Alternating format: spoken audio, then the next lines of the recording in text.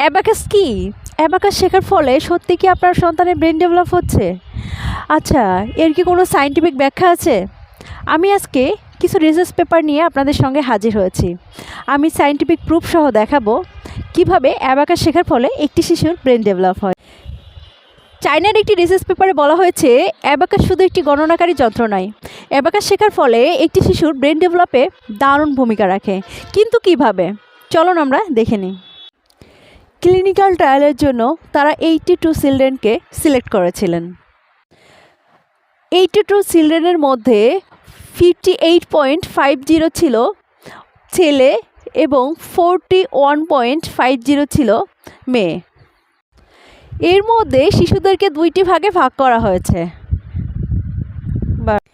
একটি দল যারা অ্যাবাকাস কর্মসূচিতে অংশগ্রহণ করে, অন্যটি যারা নিয়মিত কার্যকলাপ করে। মনোযোগ ও একাগ্রতা যাচাই করার জন্য করা হয়েছিল D2 টেস্ট।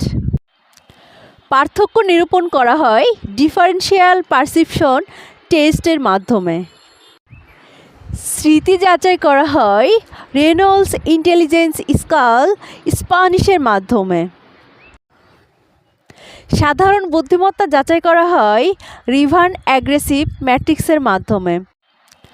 পার্থক্য নিরূপণ করা হয় ডিফারেন্সিয়াল পারসেপশন টেস্টের মাধ্যমে। চলুন তো তাদের 7 উইকের রেজাল্ট কী ছিল জেনে নিই। ওনাদের রেজাল্ট অ্যানালাইসিস ছিল attention 0.55, concentration 0.04, impulsivity control 0.90, general intelligence 0.43%। এটা তো আমি মাত্র একটা রিসার্চ পেপার অ্যানালাইসিস করে আপনাদেরকে বললাম, যেটা রিসেন্ট 2025-এ পাবলিশড হয়েছে।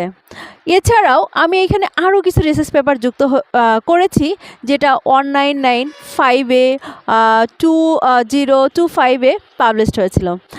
তো এইবার আপনি ভাবুন তো, একটি শিশুর জন্য অ্যাবাকাস কতটা গুরুত্বপূর্ণ।